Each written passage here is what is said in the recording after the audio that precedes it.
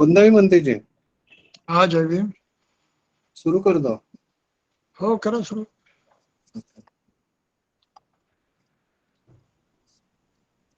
नमो तस्स भगवतो अरहतो सम्मा संबुद्धस्स।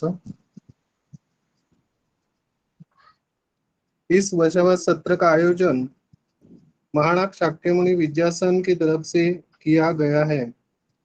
मैं महानाथ शाक्यमुनि विद्यासन और हम सब की तरफ से बंदे विमल कीर्ति जी का स्वागत करता हूँ। वंदा में बंदे जी। जय भीम। इस कार्यक्रम में उपस्थित सब सबका मैं महानाथ शाक्यमुनि विद्यासन की ओर से स्वागत करता हूँ। सबको जय भीम। कार्यक्रम की शुरुआत में हम त्रिशरण पंचशील ग्रहण करेंगे, इसलिए मैं सबको विनती करूंगा कि आप सब हाथ जोड़कर त्रिशरण पंचशील ग्रहण करने के लिए तैयार हो जाइए। त्रिशरण पंचशील।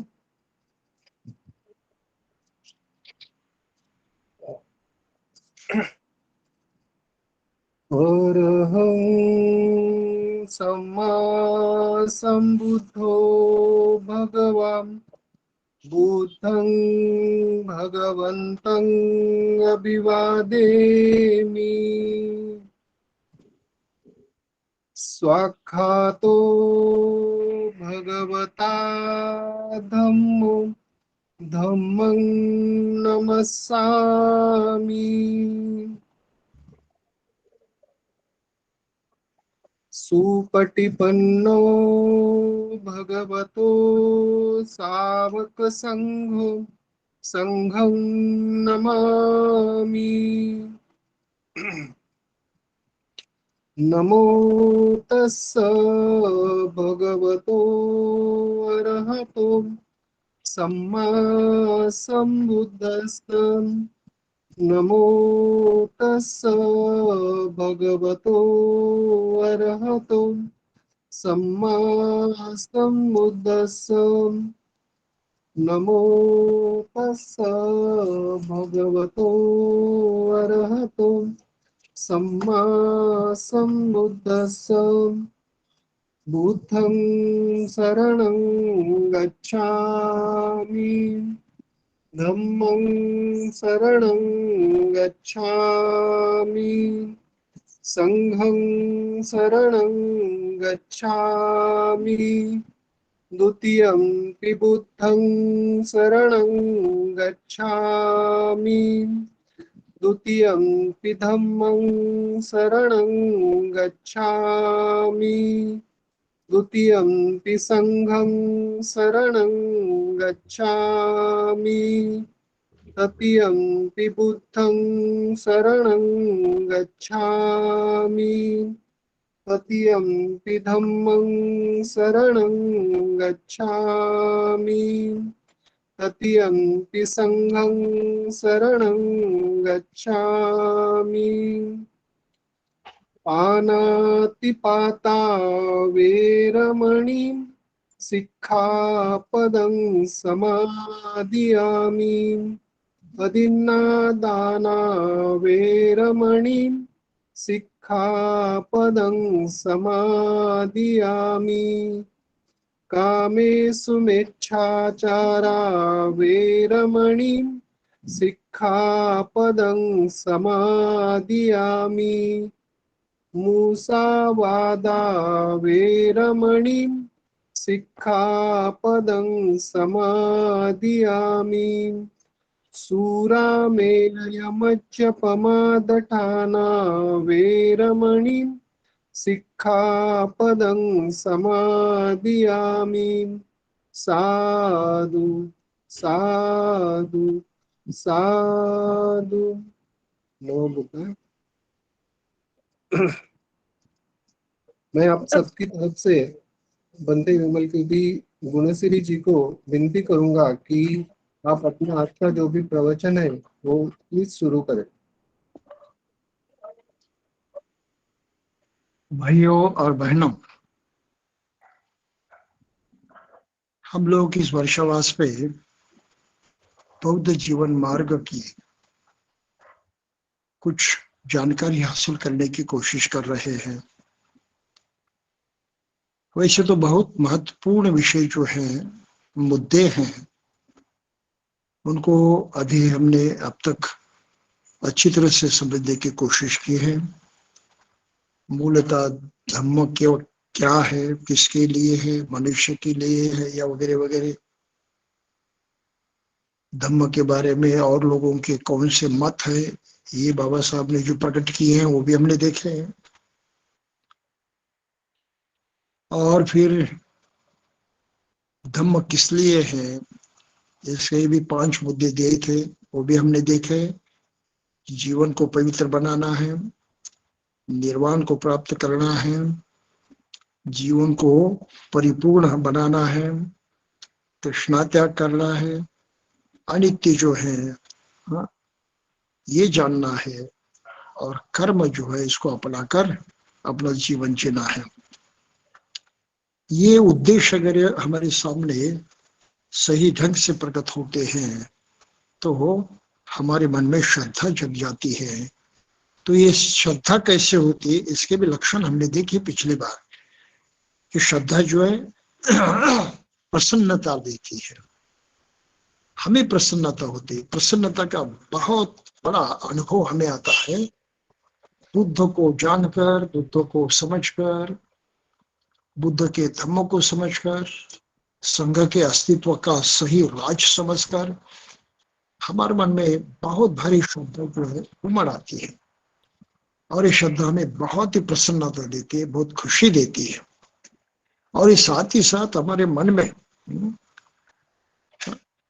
संपखंदन पैदा करती है। संपखंदन यानी तीव्र आकांक्षा पैदा करती है, जोश पैदा करती है, करने की इतनी शक्ति हमें संचारित होती है कि पूछो मत।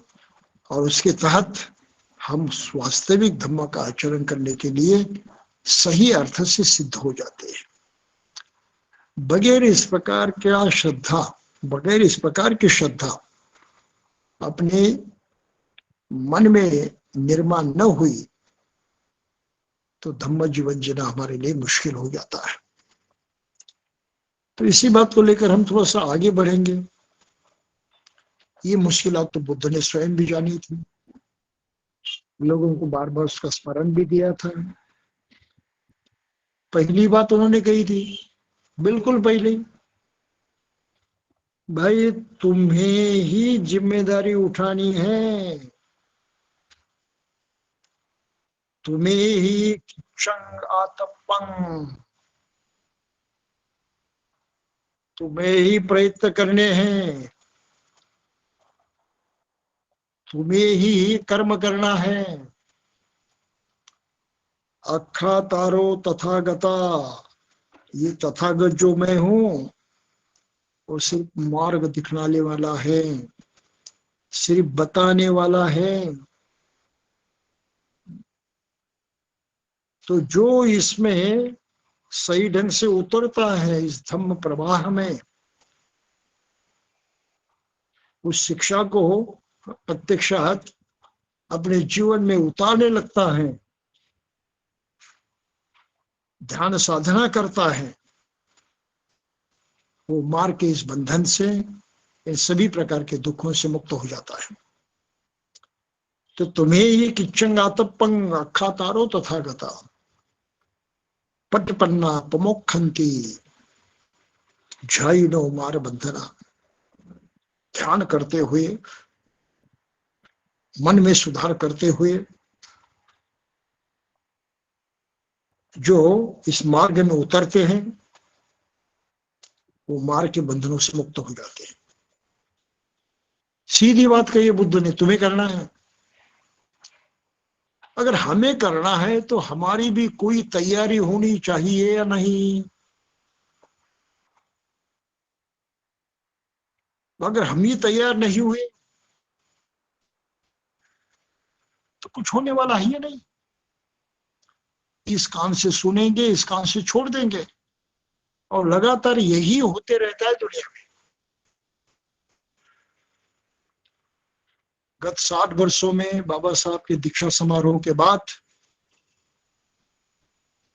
मैं समझता हूं कि लाखों प्रवचन हो चुके हैं,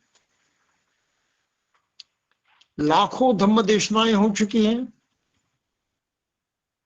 करोड़ों लोगों ने उनको सुना है, लेकिन आज की तारीख को हम कहीं बौद्ध समाज का नामो निशान भी नहीं देख पा रहे हैं। कहने मात्र के लिए कहते हैं कि हाँ बौद्ध समाज है, बौद्ध समाज है, हम बौद्ध हैं, वगैरह वगैरह वगैरह,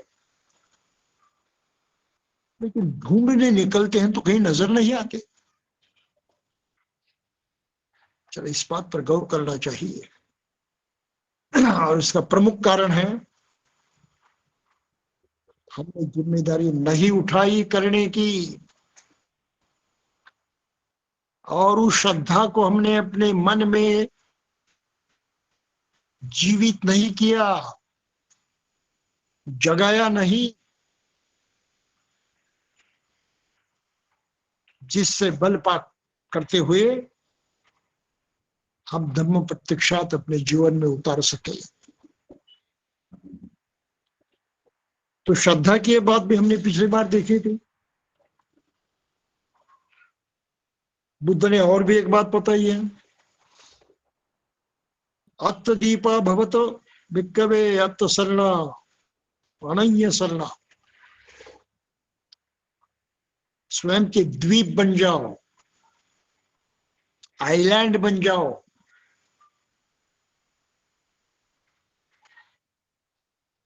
और किसी की शरण में नहीं, अपनी ही शरण में जाओ। फिर वही करने की बात,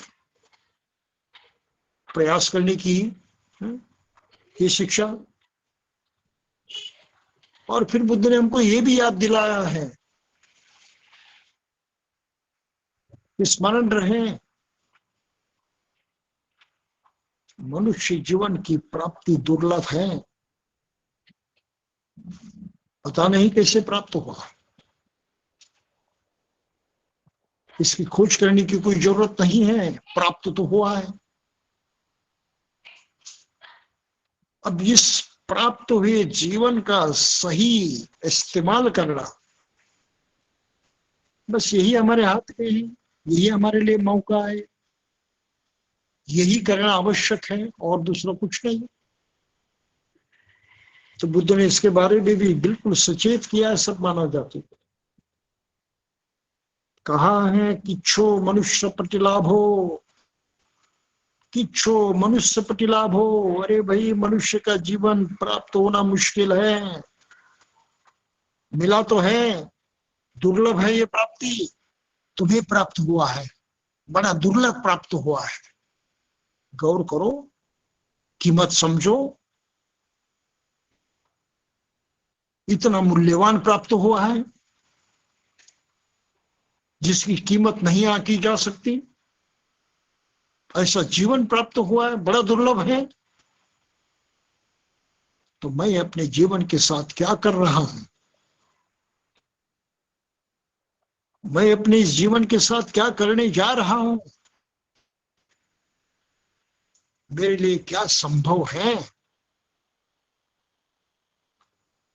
इसकी खोज में निकल पड़ते हैं। तो बुद्ध हमारे सामने प्रकट होते हैं कि हाँ, मैं मार्ग दिखलाता हूं, मैं जानता हूं कि अपने जीवन का कल्याण कैसे हो सकता है, वो परिपूर्ति की तरफ कैसे आगे बढ़ सकता है, कैसे दुख मुक्त हो सकता है, और सही में इस जीवन का पूरा पूरा मजा हम चख सकते हैं। तो बुद्ध ने ये शिक्षा हमारे सामने प्रकट की। तो उन्होंने स्मरण दिया मनुष्य जाति को, किच्छो मनुष्य प्रतिलाभ हो, किच्छन मच्चानंग जीवितम। अरे हर आदमी तो मरने वाला है, क्या कीमत है उस जीवन की, ये मरना तो संभव ही है। ये जीवन जो है वो भी बड़ा दुर्लभ है, जीवित है हम, बड़ा दुर्लभ है। किच्छन मच्चानंग जीवन, क्योंकि मरने वाले हैं, मरण धर्मी है, आज नहीं कल मरने वाले, फिर भी अभी जीवित हैं। तो कितनी बड़ी बात है, अभी समय है, अभी मौका है, मैं कर सकता हूं। इतना बढ़िया सब समय है। किच्चन मच्छानन जीवितम। अगर मुक्ति की दृष्टि से हम देखें, मुक्ति की सच्चाई को समझकर अपनी ही तरफ देखें, तो तुरंत हमें ये ख्याल आना चाहिए कि मेरा जीवित रहना बड़ा दुर्लभ है, बड़ा मुश्किल है, लेकिन मैं जीवित हूं। किच्चन सद्धम्म समनम। अरे ऐसे जीवन में सद्धम्म का श्रवण करना भी बड़ा दुर्लभ है, नहीं मिलता है। क्या भारत का ही उदाहरण हम ले तो हम समझ सकते हैं कि लगभग 1500 साल भारत से बुद्ध धर्म लुप्त हुआ था, नदारत हुआ था। बुद्ध की मूर्तियां, बुद्ध के स्मरण देने वाली कला कौशल यत्र तत्र सभी जगह हम देख सकते थे, देख रहे थे 1500 साल तक, लेकिन बुद्ध की पहचान हमें नहीं थी। वो मेरे अपने हैं, इस देश के हैं, इसकी भी मुझे परवाह नहीं थी। आज की तारीख वो भी ढेर सारे भारतीय हैं जिनको इसकी परवाह नहीं है। आज की तारीख को भी बहुत सारे भारतीय लोगों के लिए बुद्ध पराये हैं, बुद्ध अनजान हैं।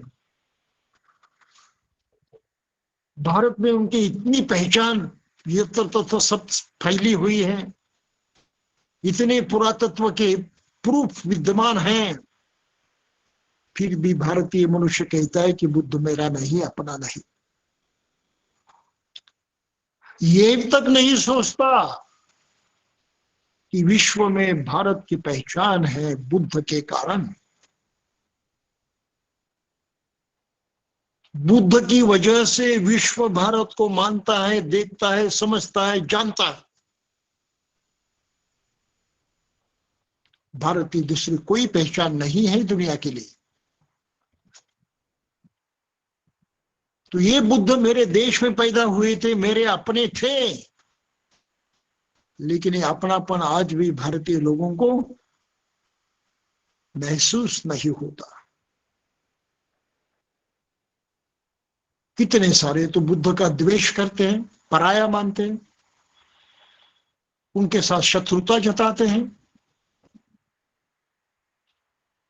तो ऐसे इस वातावरण में सद्धम्म का श्रवण कहां से हो, कैसे हो? तो ये मौका डॉक्टर बाबा साहब अम्बेडकर जी ने हमें 60 साल पहले दे दिया। जो बुद्ध भारत से और उनका धम्म भारत से नदारत हुआ था, लुप्त हुआ था, उस बुद्ध को और धम्म को बाबा साहब ने पुनः भारत में लाया, पुनः,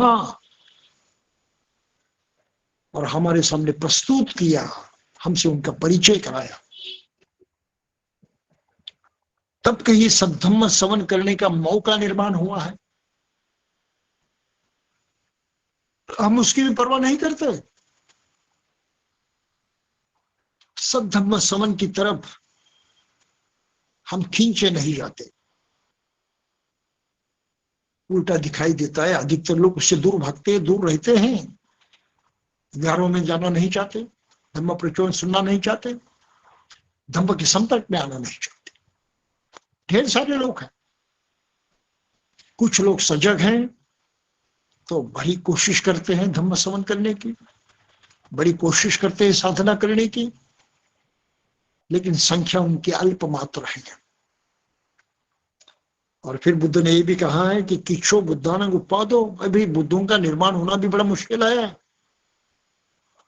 सहज प्राप्य नहीं है। तो मनुष्य पे बुद्ध ने ये भी जानकारी दी है कि देखो, समझो तुम किस अवस्था में हो, और इसलिए तुम्हारे मन में बुद्ध धम्म संघ के प्रति श्रद्धा जगना आवश्यक है, रत्नों के प्रति श्रद्धा का भाव होना आवश्यक है, उसको जागृत करना आवश्यक है। और उसी को लेकर जिस पंचशील की, जिस अष्टांगिक मार्ग की, जिस अष्टशील की वगैरह वगैरह शिक्षा बुद्ध ने दी है, उसको गंभीरता पूर्वक आचरण में लानी चाहिए। इस तरह से हमें धम्म मार्ग की प्राप्ति होती है। हम धम्म मार्ग को अपनाते हैं, उसे अपना बनाकर उस मार्ग पर चलने लगते हैं। अगर धम्म मार्ग को अपनाना ही नहीं हुआ, उसको अपना बनाना ही संभव नहीं हुआ, तो धम्म जीवन हमारे लिए बिल्कुल दूर की बात है, सोच के बाहर की बात है। तो ये जो प्राथमिक पूर्तियां हैं, जानकारी है, तैयारी है, ये हमें किसी हालत में प्राप्त करनी है। और फिर सवाल आता है प्रत्यक्षत आचरण करने का। आचरण तो वैसे होती बहुत गंभीर बात नहीं है, यानी समझने के लिए बहुत गंभीर नहीं है, क्लिष्ट नहीं है, बहुत ही आसान है समझने के लिए। बुद्ध ने 2 शब्दों में उसको समझाया कि भाई ऐसा कर्म करो जिससे दुख न पैदा हो, ऐसा कर्म करो जिससे सुख पैदा होगा। और कर्म करना तुम्हारे लिए आवश्यक है, वो प्रकृति का नियम है। बगैर कर्म किए आप जीवित नहीं रह सकते। जीवित रहना तो कर्म करना ही पड़ता है। तो अपने दिमाग का इस्तेमाल करते हुए इस बात को जानो कि जो मैं कर्म कर रहा हूं जीने के लिए, जीवित रहने के लिए, मेरे हाथों से, मुझसे जो कुछ कर्म होता है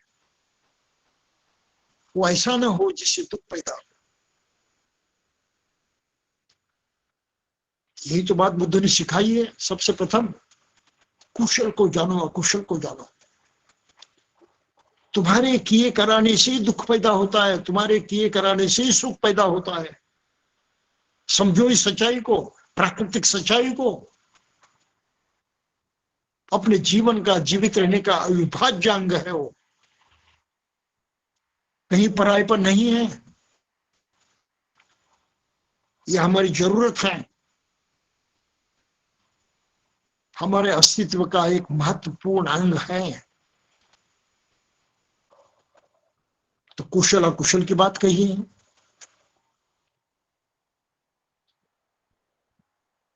और इस मार्ग पर चलने के लिए उन्होंने जो सूचनाएं दी हैं, उन सूचनाओं की तरफ आज हम देखना चाहेंगे। ये भी बात हमने पिछली बार समझ ली है कि मन पर ही सब आधारित है, मन ही सब में अगुआ है, मन से सब निर्माण होता है, मन ही सब संचालित करता है, वगैरह वगैरह। तो इस मन के माध्यम से ही हम अपने जीवन के परिपूर्ण तक पहुंच सकते हैं। इस मन के माध्यम से ही हम दुख मुक्त हो सकते हैं। इस बात को बुद्ध ने कितने अलग अलग ढंग से प्रकाशित किया है, स्पष्ट कर दिया है। तो धम्म शिक्षा हम जानते हैं। उस हर शिक्षा को अच्छी तरह से समझ सकते हैं। तो उस पर अमल करने का जो प्रयास हमें करना है, उसके कुछ अंग हैं। कैसे अंग हैं? तो हमें पहले लोभ से मुक्ति पानी है। तो बुद्ध ने उसके लिए 2 मार्ग बतलाए हैं लोभ से मुक्ति पाने का। दान करना सीखो, दान करने की मानसिकता निर्माण करो। जितने दानी बन जाओगे, मन में जो लोभ है वो कमजोर होती जाएगा। लोभ की पकड़ जितनी खुली होगी उतना हमारे लिए सुख पैदा होगा। ये बात अक्सर लोग समझते नहीं, लेकिन वो सच्चाई है। करके देखा तो अनुभव होता है प्रत्यक्ष। लेकिन ज्यादातर हम करना नहीं चाहते। बात सही हो या गलत हो, हम जांचना नहीं चाहते, हम बस सुनते और छोड़ देते। तो इस गलती को सुधारना है, करके ही देखना है। दान करें, आनंद होने वाला है। एक एक मनुष्य जुड़ने वाला है, वो आपके साथ बहुत ही अच्छा व्यवहार करने ही वाला है। शील का पालन करें। हर प्राणी, हर आदमी आपके संपर्क में सुख महसूस करेगा, सुरक्षा महसूस करेगा। उसे निश्चित पता होगा कि ये जो सहचर्य है, ये जो सहवास है, ये तो निश्चय ही काम का है, कोई धोखा नहीं। निश्चिंत रहे तो हमारे संपर्क में आने वाले लोग अगर निश्चिंत हो जाते हैं, खुश हो जाते हैं, तो उसी खुशी का हम पर भी प्रभाव होता है। हम भी उसी तरह से निश्चिंत और खुश हो जाते हैं। लोग को जितना कमजोर करते रहेंगे उतना ये अनुभव बढ़ती जाने वाला है। तो दान का पालन है, शील का पालन है, उसको बोझ नहीं समझना चाहिए। हम दान देते हैं तो बहुत कुछ गंवाते हैं, नुकसान करवा लेते हैं, बिल्कुल नहीं सोचना है। अरे भौतिक चीजों का, ऊपरी ऊपरी बातों का तो हो सकता है कि वो त्याग है, कुछ हद तक हमारा नुकसान है, लेकिन वो सही नहीं है। इन सारी चीजों को दोबारा पाने की तो ताकत हम में ही है। कर्म तो हम करते रहते हैं, तो उसके बारे में चिंता करने की कोई आवश्यकता ही नहीं। तो देने की आदत बढ़ाते रहे। दान भी बड़ा महत्वपूर्ण है, शील भी बड़ा महत्वपूर्ण है। तब लोभ जो है कमजोर होते जाएगा और हमारे जीवन में बहुत भारी परिवर्तन आ जाएगा, सकारात्मक, जिसका हमें आनंद ही होना है, दुख नहीं। फिर द्वेष से मुक्ति पाने के लिए ही बुद्ध ने कहा ये दान भी काम आएगा, शील का आचरण भी काम आएगा, लेकिन इससे भी बढ़कर तुम्हें मैत्री करनी है, करुणा करनी है, दया करनी है, रहम। जितनी मैत्री से आप औरों से व्यवहार करोगे, यकीन मानिए वो भी उतनी ही मैत्री आपके प्रति जताने की कोशिश करेगा, और जिससे सुख ही सुख पैदा होगा। किसी पर दया करके देखे, करुणा करके देखे, वो कितना अनुग्रहित हो जाता है, कितना प्रभावित हो जाता है, आपके प्रति कितना सम्मान प्रकट करता है, आपको किस तरह से बहुत उपकारी मानता है। ये कोई सामान्य अनुभव नहीं है, ये बहुत ऊंची प्राप्ति है उस क्षण के लिए, अपने जीवित अवस्था के लिए। उत्साह होता है, शांति महसूस करते हैं, संतोष होता है। हाँ, हमने ठीक किया, बड़ा अच्छा लगने लगता है। तो द्वेष से मुक्ति पानी है, नफरत से मुक्ति पानी है, क्रोध से मुक्ति पानी है, और उसके तहत जो दुराचार होता है उससे मुक्ति। तो यकीनन हमें दानशील के साथ साथ मैत्री और करुणा का भी पालन करना जरूरी है। अंग है हमारे जीवन जीने के, धर्म जीवन के। और फिर आखिर तो अज्ञान है, तो अज्ञान से मुक्त होने के लिए प्रज्ञा का विकास जरूरी है।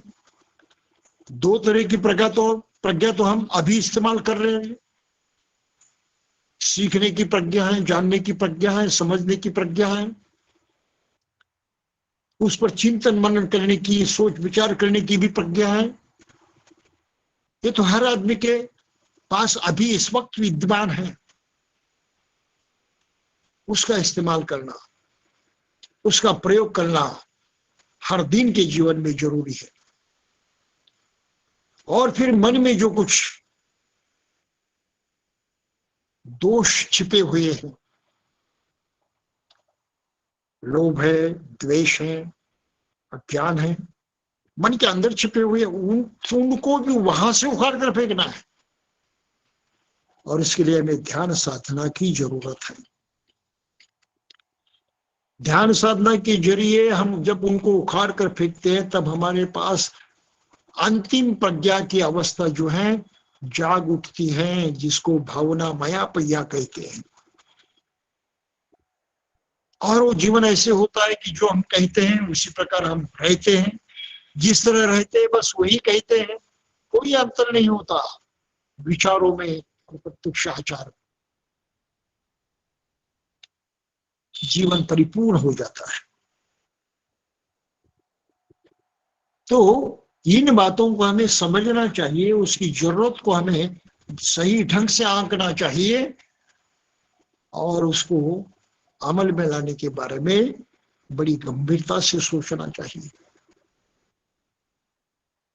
तो किस तरह से अमल में लाया जा सकता है?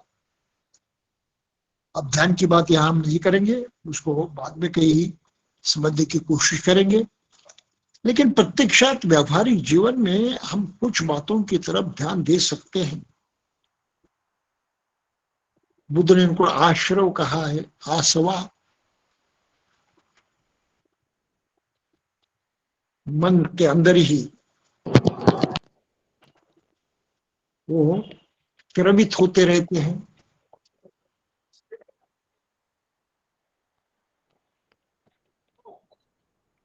और तीन तरह के आश्रव हैं। आश्रव हैं, कामाश्रव हैं, सभी प्रकार के वासना विकार जो हैं उनको कामाश्रव कहा है। भवाश्रव है, जीवित रहने की, अमर होने की, अभी मर गया तो भी अगले जन्म में निर्माण होने की ये वासना होती है मन में, उसको कामासो कहा है। फिर अविज्ञा तो है ही, अज्ञान तो है ही। तो इनको नष्ट करना है, ये बड़ा मुख्य उद्देश्य है। तो कहां से शुरुआत करें? पहली शुरुआत होती है आंसुओं को नष्ट करने की। देखो, समझो उनको, उनके अस्तित्व को पहचानो। हाँ, मेरे मन में काम वासना निर्माण हुई है, पहचानो। देखो उसको कि हाँ मेरे मन में निर्माण हुई, छोड़ो मत। इस तरह से पहरेदार बनना है अपने ही बारे में। अरे अभी तो मुझे क्रोध आया है, तुरंत जग जाओ, जागृत हो जाओ। हाँ मुझ में क्रोध आया है, ये क्रोध है मेरे मन में, देखो उसको, पहचानो।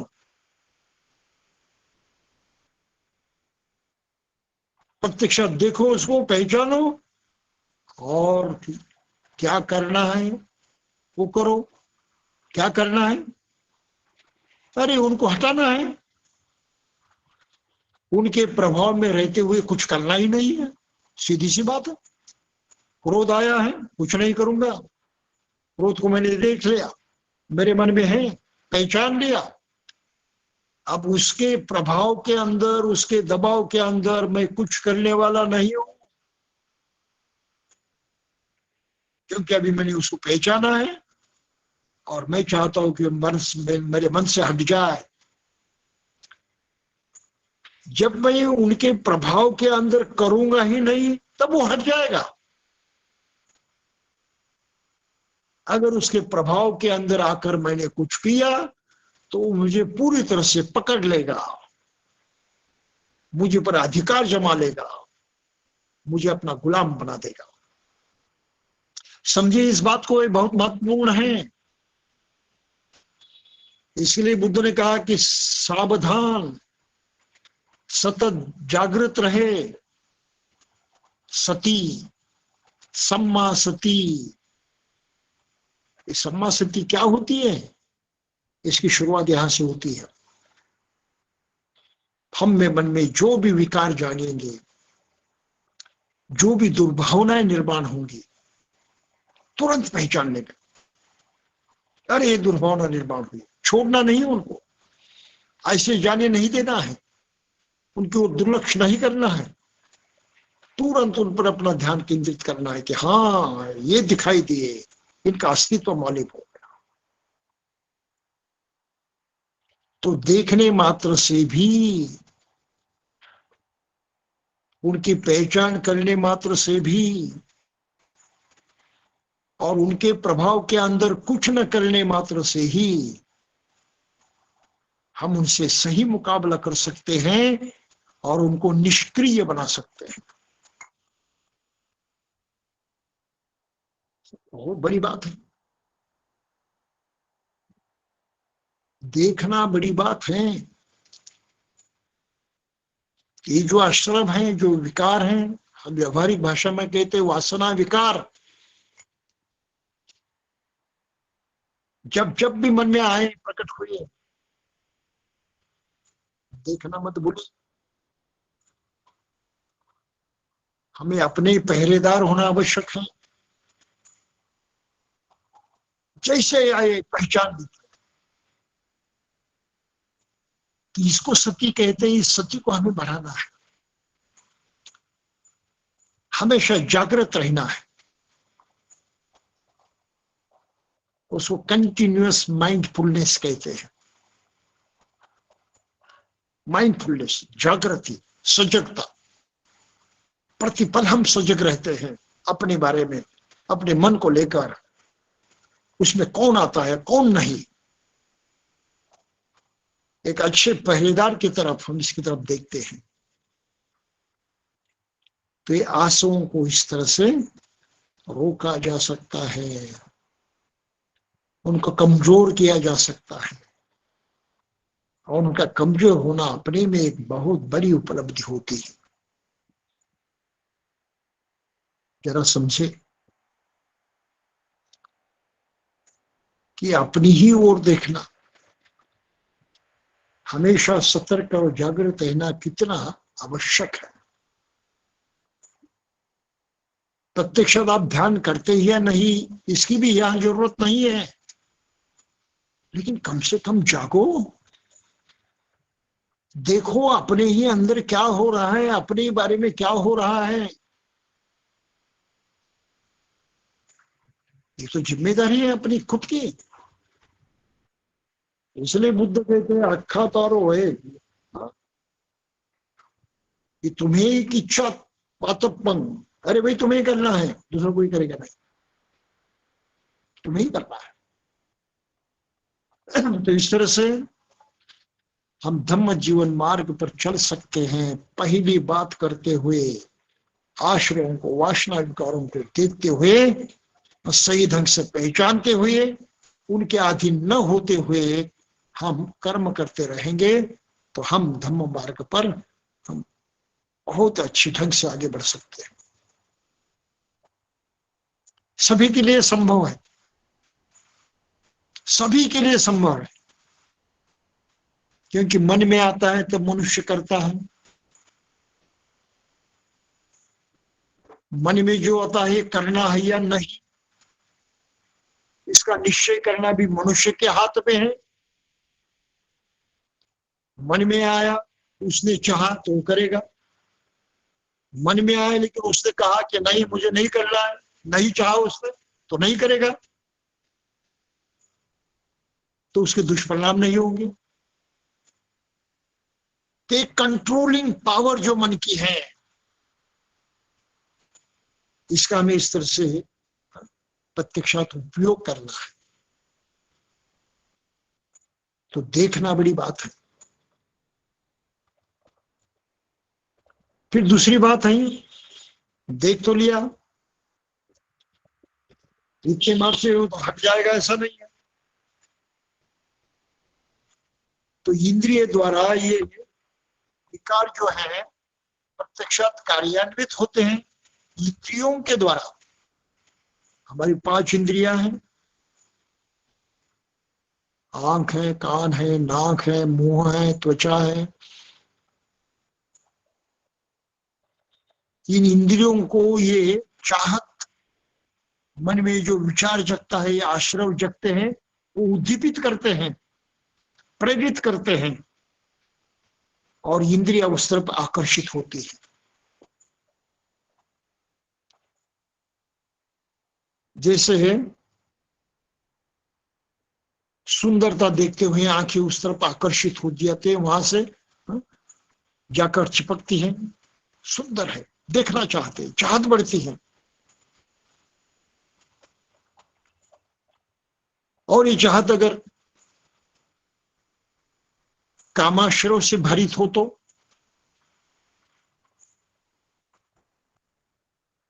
सुंदर स्त्री का दर्शन हम करते हैं, सुंदर पुरुष का दर्शन करते हैं,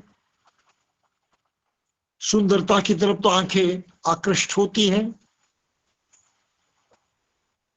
और उस वक्त कामाश्रव भी जग जाता है, कामना होती है अपनाने की, क्योंकि इंद्रियों को संकेत मिले, इंद्रियों में ये चेतना फैली, और इंद्रियों ने हम पर दबाव डाला कि देखो, चाहो, रुको मत, अपनाओ, प्राप्त करो, कुछ भी करो। तो हम प्रेरित हो जाते हैं, एक्टिव हो जाते हैं, आगे बढ़ते हैं, करना चाहते हैं। तो बुद्ध ने दूसरी बात कही है, यही समय है इसलिए संवरने का, संवर करो, खुद को संभालो। ये संभालने का वक्त है, बह जाने का नहीं। संभालो खुद को, आगे मत बढ़ो, रुक जाओ। इसको संवरना कहा है। हम अपने को संभालते हैं, उसमें बह नहीं जाते। कर सकते हैं हम ये, क्योंकि देख भी लिया, इंद्रियों का उद्दीपन भी जाना, तो मन में अपनी दूसरी ताकत तो होती है रुकने की, थमने की। इसका प्रयोग करना है, उस बल का प्रयोग करना है और संवरना है, खुद को संभालना है। नित्य जीवन में हम इस तरह से जागरूक रहते हुए बड़े आराम से हर चीज कर सकते हैं, हर तरह का आचरण कर सकते हैं। ये वास्तव में इसकी सच्चाई है।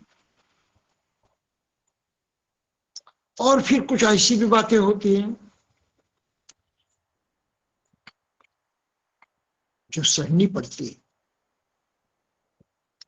सहते हुए उनको उनका निस्सारण करना पड़ता है। सहने की ताकत होनी चाहिए, प्रतिक्रिया नहीं देनी है।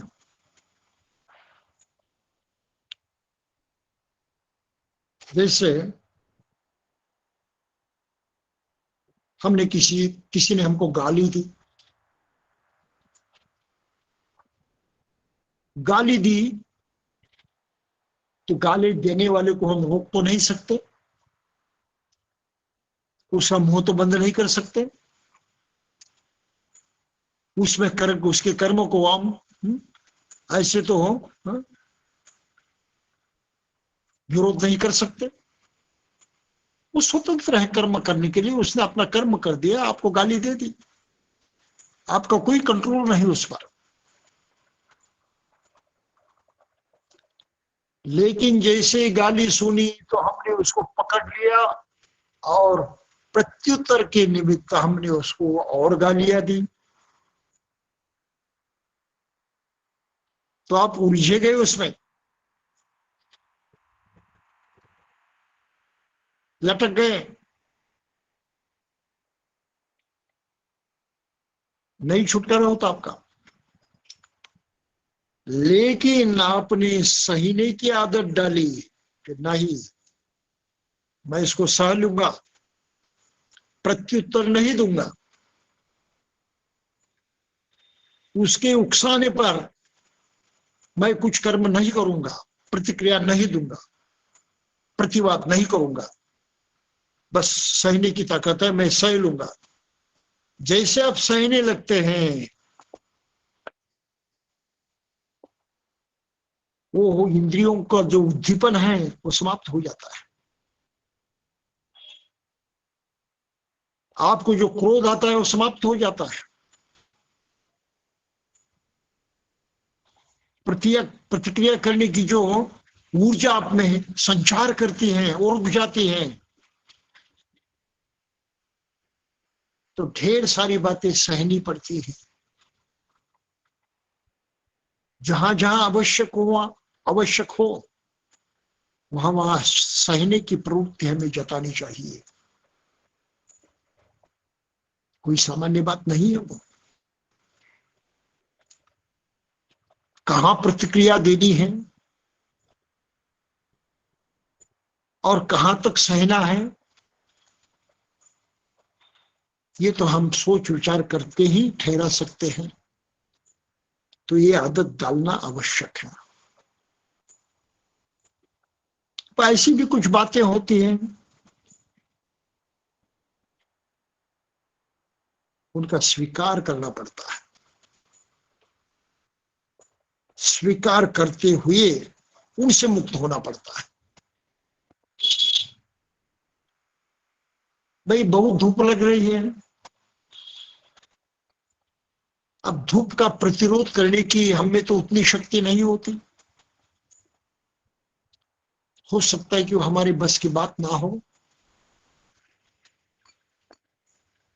लेकिन उस धूप को लेकर हम अगर प्रतिक्रिया करते रहे, बुरा मानते रहे, दुख करते रहे, सोचते रहे कि अच्छा नहीं ऐसा है वैसा है वैसा है, रोते रहे, दुख ही दुख होगा, दुख से छुटकारा नहीं होगा। ये दोष जो हमारी भावना है मन के अंदर, जो आश्रव है, दोष, अनिच्छा, वो और प्रखर होती जाएगी और उसके अनुपात में हमें दुख होता जाएगा। तो उसको स्वीकार करना कि हाँ धूप है, कोई बात नहीं, स्वीकार करेंगे, धूप से लड़ेंगे नहीं, उसका स्वीकार करेंगे। आखिर धूप जो है मेरे बस की बात थोड़ी है, मैं उससे एडजस्ट कर लूंगा, किस तरह से मैं खुद को संभालूंगा। लेकिन प्रतिक्रिया के तौर पर मैं शोक नहीं करूंगा, दुख नहीं जताऊंगा। तो इसको प्रतिसेवना कहते हैं। सेवन करते हैं, स्वीकारते हैं। और फिर कुछ बातें ऐसी होती हैं जिससे हम उलझ जाते हैं, तो हमें त्याग करने की भी हिम्मत होनी चाहिए। त्याग करना भी सीखना चाहिए ऐसी बातों का जो वास्तव में हमारे काम की नहीं होती। लेकिन कहीं ना कहीं हमें आशा लगती है कि हाँ रहने तो कोई बात नहीं, तो त्यागने जैसी जो बातें हैं उनका त्याग करना आवश्यक होता है। ये जीवन जीने का तरीका है।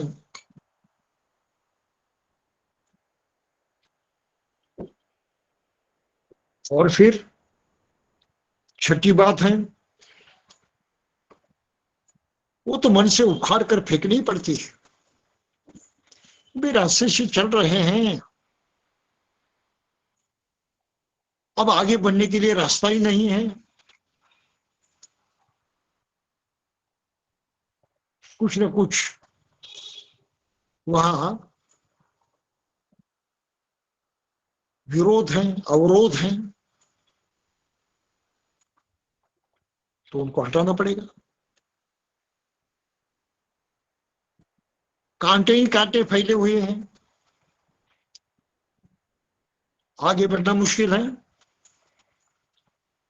तो क्या कांटों से लड़ते रहोगे? नहीं, उनको बाजू हटाना पड़ेगा, उखाड़ कर फेंकना पड़ेगा। जीवन में ऐसे भी कुछ प्रसंग आते हैं, ऐसी भी कुछ समस्याएं आती हैं जिस वक्त हमें उससे दूर हटना आवश्यक होता है।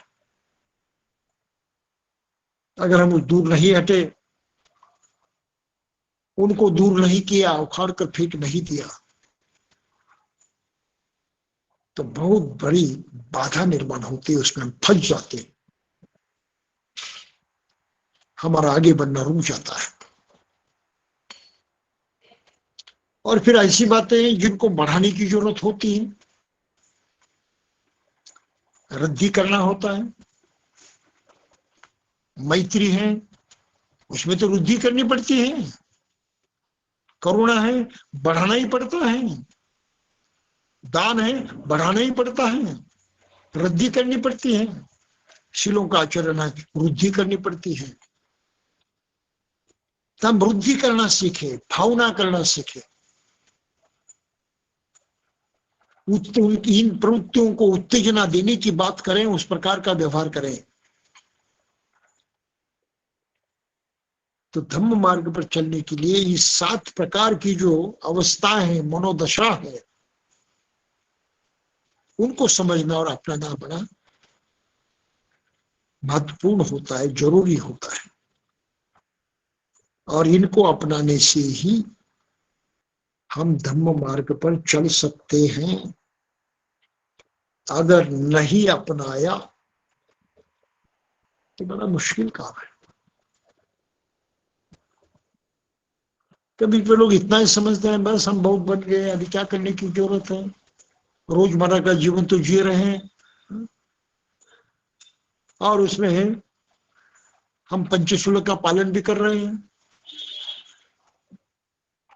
लेकिन जागृति नहीं होती उस शील का आचरण करने के प्रति। ये दुनियादारी का माहौल है। जिस देश में हम रहते, जिस परिस्थिति में रहते हैं, वहां हर कोई आदमी हिंसा नहीं करता, मारकाट नहीं करता। मारकाट करने पर बंधन है, लोग नहीं चाहते, शासन भी नहीं चाहता। अगर किसने किया तो सजा होती है, तो हम उस डर के मारे मारकाट से दूर रहते हैं। ये कोई शील का आचरण नहीं है, ये तो जबरदस्ती तुम उस तरह से बर्ताव कर रहे हो। शील का आचरण तब शुरू होता है जब ऐसा मौका निर्माण हो जाए, मारकाट करने की वो बेला आ जाए, समय आ जाए, और आपको बड़ी चेतना हलप कर आप उसमें लगे रहें, तो हिंसा होती है। और उसमें नहीं लगे जानबूझकर भी, इतनी सारी उत्तेजना पाने के बावजूद भी, अरे मैं नहीं करूंगा, ये गलत है, तो उचित नहीं है, मैं नहीं करूंगा, तब आप पानातिपाता का सही में आचरण करने लगते हैं। सोच समझ कर, जानबूझ कर आपने प्रयास किया है खुद को रोकने का,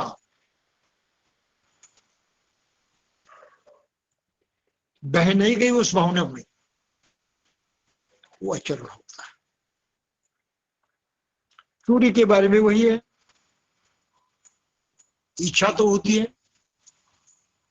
ये मिल जाए वो मिल जाए, उसको हो पाना है, उसको पाना है, लेकिन संभव नहीं होता। तो औरों की जो बातें हैं, औरों की जो कुछ चीजें हैं, उनके बारे में मेरे मन में पाने की इच्छा होना ही गलत है। मैं सोचूं सही ढंग से कि क्या पड़ी है इससे, अभी तो मुझे जरूरत नहीं है, क्यों पाने की आशा करते हुए उसके पीछे दौड़ते रहो या उसके बारे में सोचते रहो। काम की चीज नहीं है, सोचने का समय नहीं, उसमें वक्त बर्बादी करने की कोई आवश्यकता नहीं, हम तुरंत उससे मुक्त हो जाते हैं और ऐसे विचारों को मन में जगह नहीं देते। तब कहीं आदिन्य दाना का पालन होता है। क्या में इस उच्छाचारा की बात वही है, दुनिया में घूमते हुए रहते हुए ढेर सारे आकर्षण पैदा होते हैं, महिलाओं को पुरुषों के प्रति, पुरुषों को महिलाओं के प्रति ढेर सारे आकर्षण पैदा होते हैं। अरे भाई यहां तक नहीं तो पुरुष और महिला भी एक कदम और आगे बढ़ते हैं और लोगों को अपनी ओर आकर्षित करने के लिए श्रृंगार करते हैं, खुद को सजाते हैं, फैशन करते हैं। जिस तरह से लोग हमारे पास आकृष्ट हो जाए उस तरह से खुद को सजाते। आप समझ रहे इस बात को, अंग प्रत्यंग जो है उसका प्रदर्शन करने लगते हैं। इस तरह के आचरण के पीछे कौन सी भावना है भाई, कौन सी मानसिकता है? मानसिकता है औरों को अपनी ओर आकर्षित करने की काम वासना होती है उसमें। फैशन यूं ही लोग करते नहीं, श्रृंगार यूं ही लोग करते नहीं।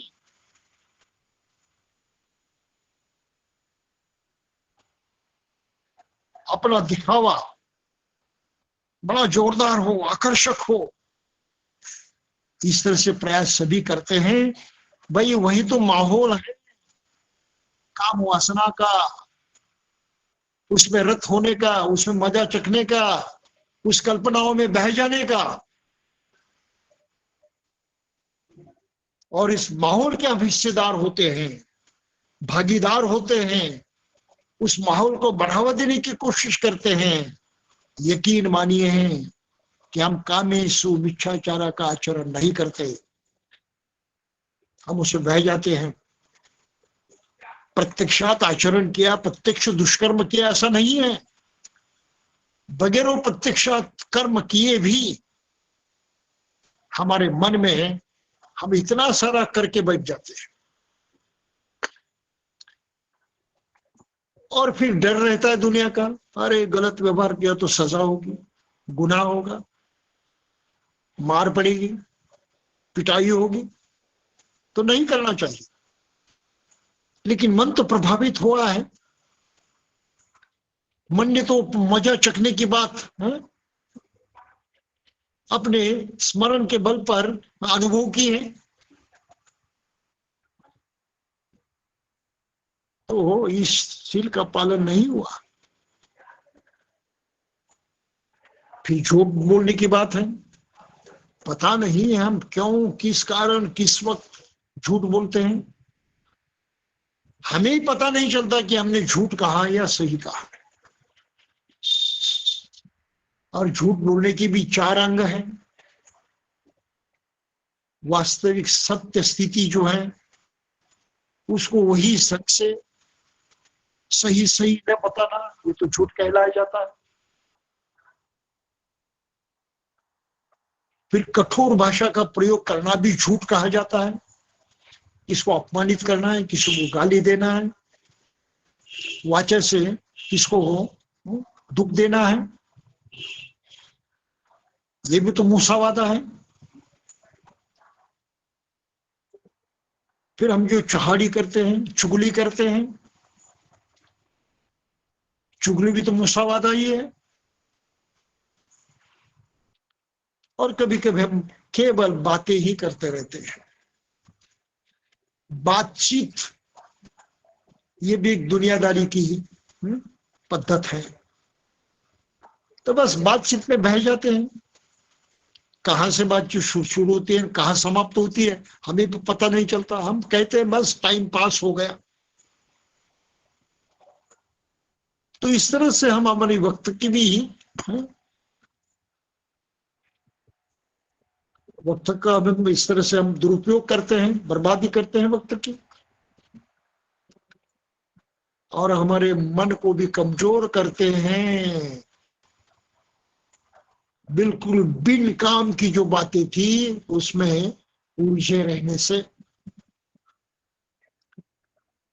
तो मूसावादा कोई सामान्य बात नहीं है, हरदम उसमें फंसे रहते हैं, दिन प्रतिदिन, क्षण प्रतिक्षण। और उसके प्रति जागृत होना बहुत ही आवश्यक है। जब जागृति के साथ हम वाचा का प्रयोग करते हैं तब वास्तविक हम मूसावादा का आचरण कर सकते हैं, वरना नहीं। और पर नशा पानी करना है तो और दूसरी बात है। सभी लोग तो नहीं करते, लेकिन जो करते हैं उनके बारे में कुछ कहने की आवश्यकता नहीं हो, तो उसमें बह जाते हैं। तो हमारा पंचशील का पालन करना हर रोजमर्रा के जीवन में किस तरह से परिणाम कारक नहीं होता, इसका ये कारण, उससे हमारे जीवन में, हमारे व्यक्तित्व में सुधार नहीं होता, इसका कारण ये है। और जिनमें इन अंगों से सुधार होता है, यकीन मानिए उनको तो संत कहलाया जाता है। संत जो शांत हुआ है। क्यों शांत हुआ है? तो इस तरह की जो अलग अलग प्रकार की इंद्रियों को उत्तेजना देने वाली बातें हैं, सोच हैं, विचार हैं, कल्पना है, उनको उन्होंने दबा दिया है, शांत कर दिया है, उनको उठने ही नहीं देते, शांत कर दिया, इसलिए संत कहलाते हैं। तो संभव है आदमी के लिए संत बनना, शांत बनना, और शांति निश्चय ही सुखमय होती है। शांति निश्चय ही मनुष्य के हित की होती है। तो इस तरह पंचशील का पालन करना, अष्टशीलों का पालन करना, इसके प्रति हमें जागरूक रहते हुए प्रयास करने चाहिए। वही जागृति जो हम आश्रमों को देखने में जताते हैं। अरे ये वासना निर्माण हुई है, देखा, बस वही यहां पर भी जताना है। हाँ, इस तरह से व्यवहार करने की बात आई है, नौबत आई है, नहीं करूंगा, खुद तो रोक दूंगा। इस भावना के तहत मैं आचरण करने वाला नहीं। तो इस तरह से जब हम जीवन जीने लगते हैं इस सावधानी से, तब कहीं धम्म मार्ग पर चलने के फायदे नजर आने लगते हैं। उसका लाभ हम उठा सकते हैं, और जितना लाभ उठाएंगे उतनी हमारी प्रेरणा और जागती है, और प्रबल होती है, वृद्धिंगत होती है, और हम आगे आगे बढ़ते चलते हैं। ऐसी स्थिति में हम ध्यान साधना करते हैं इस तरह से सीलों का आचरण पक्का हो जाता है, गंभीर हो जाता है। ये सब सीलों का आचरण करने की बात है, शीलाचरण की। तो इस सील के आचरण में प्रतिष्ठित हो जाते हैं, बड़े मजबूत से खड़ा रहते हैं। तब हमें मन की साधना करना आसान हो जाता है। भावना माया पहिया का विकास करना संभव हो जाता है। वो ताकत हम में आती है, वो हमारी तैयारी हो जाती है। तो साधना करते वक्त, ध्यान करते वक्त जिस तरह के अवरोध पैदा होते हैं, रुकावटें पैदा होती हैं, इसको दूर करने में कोशिश करते रहते हैं।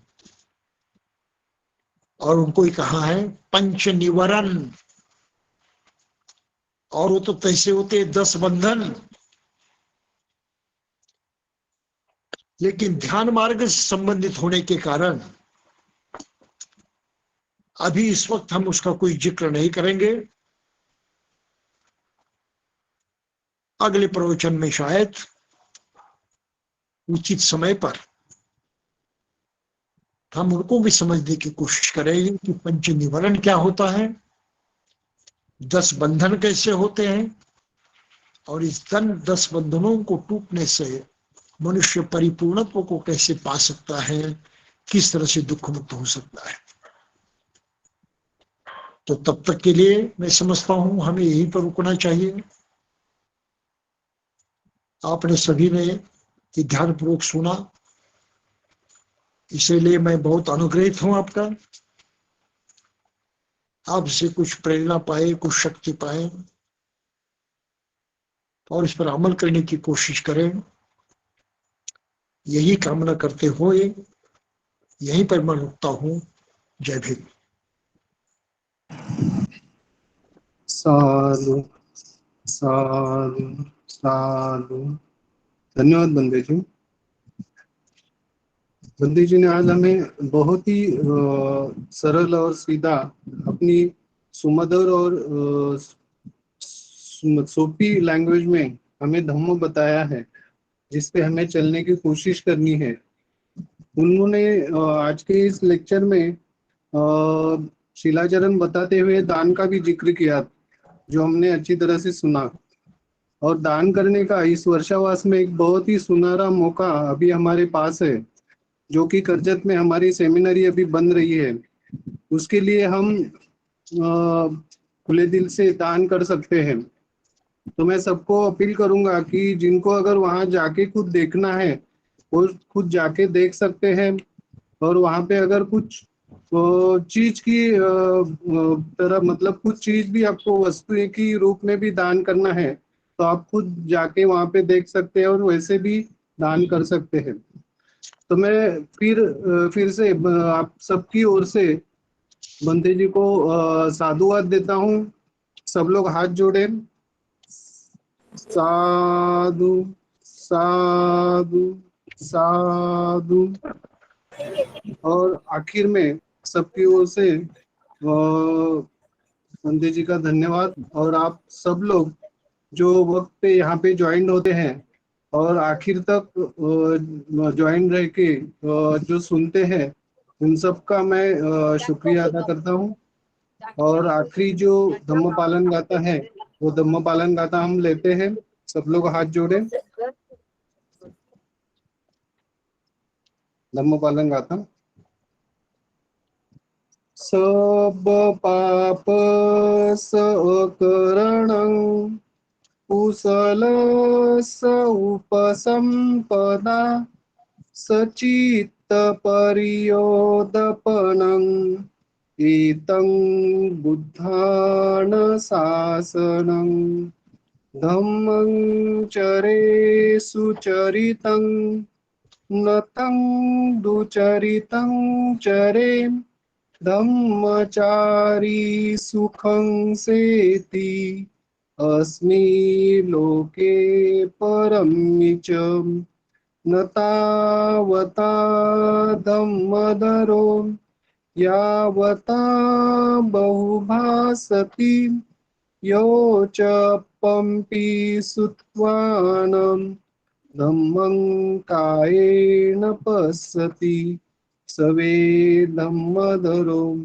होति यो धम्मं न पमज्जति नत्थि मे शरणं वह्यं बुद्धो मे शरणं वरं एतेन सच्चवज्रेन होतु मे जयमङ्गलं नत्थि मे शरणं वह्यं धम्मो मे शरणं वरं एतेन सच्चवज्रेन होतु मे जयमङ्गलं नत्थि मे शरणं वह्यं संघो मे शरणं वरं एतेन सच्चवज्रेन होतु मे जयमङ्गलं नमो बुद्धाय नमो धम्माय नमो संघाय